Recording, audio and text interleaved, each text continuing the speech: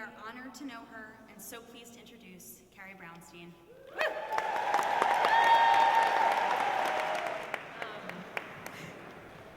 I want to thank the Moth for honoring me because I am honored to listen to it. I mostly listen to it in my car because that is my favorite place to cry. And so thanks for that. I guess I'm a little surprised that I was chosen for this year because I wouldn't necessarily consider myself glam or glamorous. And I prepared for this event by going into a CVS today and just buying an eyeshadow that didn't have brown in it. And I put that on my face, so feeling pretty glam. As for glam rock, as I wrote about in my memoir, during the early days of my band Sleater-Kinney, which if you guys haven't heard it, is pretty heavy rock, my look could best be described as business casual. I didn't wear a leather jacket or black boots and stilettos or like skinny jeans. I just wore saggy ass slacks from Banana Republic. And if I didn't have dyed black hair and be shouting angry lyrics, you would have thought like, oh, that's weird that my bank teller's on stage right now. But in my youth, I did have one brief run-in with glam. And I totally stuck to the topic, by the way. I'm gonna write about glam. So I did have one brief run-in with glam, and it happened in middle school, which is a really inopportune time for glamour. I mean, I wish I could have considered my pimples a glittery constellation and my greasy hair a champagne waterfall, but that's just not how it was. So how I got to the glam part is a little circuitous. As a kid, I was obsessed with soap operas. I would watch them every summer. For the 2.5 months I was on school break, this was my schedule. I tanned in the morning using Hawaiian Tropic Oil SPF 2, flung myself head first down a homemade water slide, which was fashioned from a tarp and a garden hose.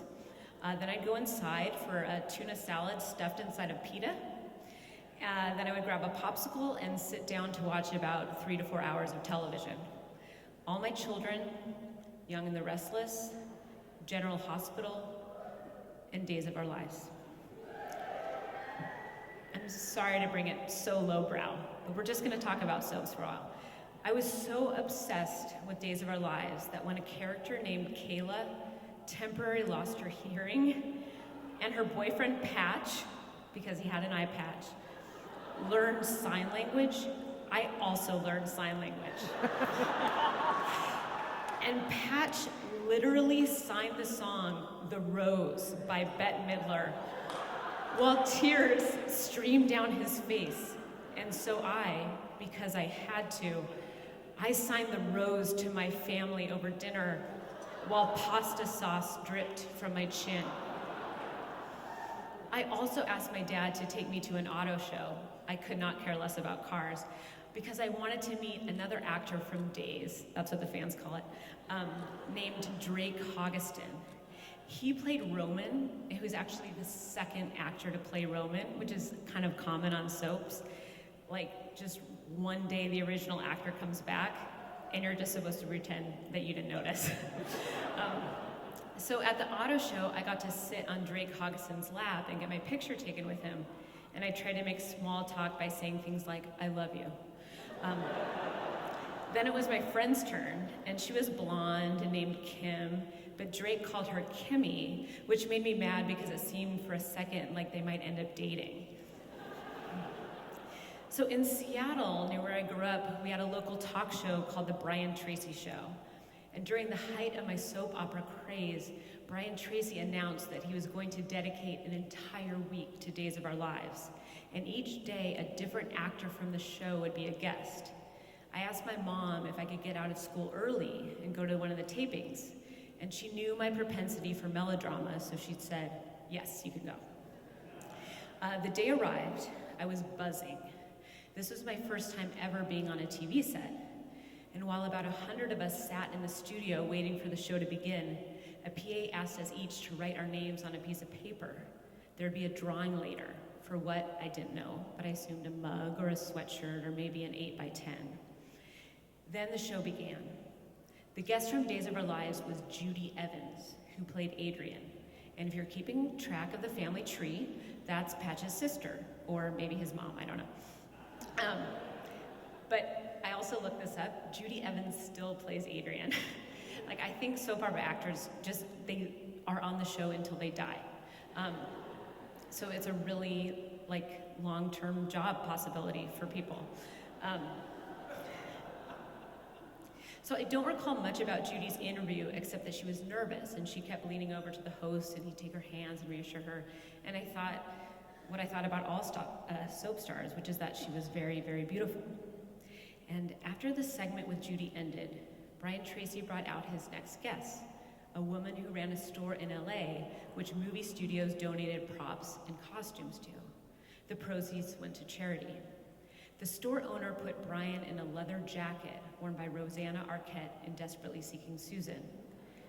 This garnered a huge round of applause because in the Pacific Northwest, we weren't used to seeing film artifacts like coats. Then Brian Tracy said he was going to pick a name from a glass bowl and that someone in the studio audience would be the lucky recipient of another item from the store. Cool. I thought, okay, it's gonna be Ali Sheedy's oversized sweater from The Breakfast Club, or the stone from Romancing the Stone, but it absolutely wasn't. It was an off-the-shoulder lavender lace crop top that Cher had worn in one of her exercise videos. And if you weren't around in the 80s, you should know that everyone had an exercise video, kind of the same way everyone has a sex tape now. So Brian reached his hand into the jar, and even from my seat, 3/4 of the way back, I can tell it's my name. 16 letters, the last 3 smaller because I'd run out of room, and my stomach dropped. Then it happened. He read my name. The camera whipped around, the audience cheered. I stood up and covered my entire face with my hands and waited for what seemed like eternity for an announcement that we had gone to commercial. Cut! Someone yelled, and I breathed a sigh of relief. But that wasn't the end of it. A producer walked up to our row and asked that I come down and stand next to Brian for the final segment. Nervously, I walked down and shook hands with Brian, who handed me Cher's lace crop top. I thought, is there a private room where I can change? Am I about to be partially naked on TV? And I was thankful that I decided to wear a bra that day, which I didn't quite need. The empty cup sort of slid around my flat chest like a car on an icy road. They told me to put the top over my own shirt. Phew. But let's talk about my own shirt. What I decided to wear that day was a rayon blouse. Every section had a different color.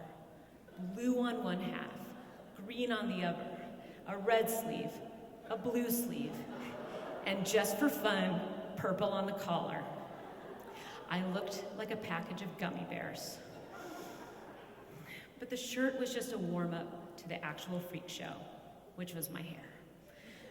Recently, I had begged my mother for a spiral perm, which to her credit, she had advised against. But I really wanted one. And then about 5 minutes after I'd gotten one, I didn't want it. So I went home and I started vigorously combing through it. And the method was only partially successful. What I was left with was about 1 inch of straight hair near the root, dark from my greasy scalp. And the rest of my hair was a triangle, damaged and dry from the chemicals, and about as soft as a bale of hay. The ecology of my hair was so varied that it could host both desert and sea animals. So here I am in the last segment of the show, standing next to Brian Tracy while he bids everyone in the audience and at home farewell. With his arm around me, I stared directly into the camera, frozen, in hopes people might think I was a mannequin or a doll that you do CPR on. Not knowing what to do with my face, I held a smile the entire time until the corners of my mouth shook the way your stomach does when you do sit-ups. Then, mercifully, it was over.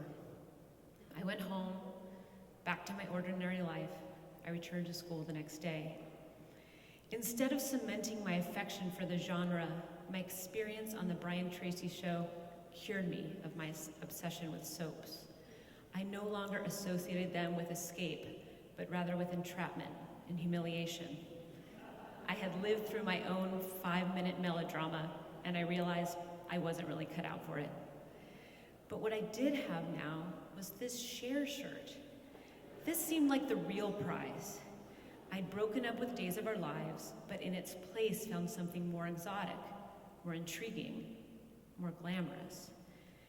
There aren't a lot of opportunities for a 12-year-old to dress up in a see-through lace top. So I didn't have an occasion on which to wear my new shirt. Every once in a while, I'd picture an event for which it would be appropriate. I had always thought that if I ever got to attend something like the Grammys or the Emmys, that I would wear an Izod polo shirt with a matching cardigan sweater. But maybe this lace thing would be better. Or perhaps there would be a slumber party, and I'd surprise my friends by turning up a little sexy, and they would wonder, whoa, where's she been? Even though I'd probably be coming straight from soccer practice. I kept Cher's top in my closet next to my Esprit and Genera and J. Crew. I didn't have anything else lavender or lace. It stood out. Every once in a while, I'd put the Cher shirt against my nose and breathe in.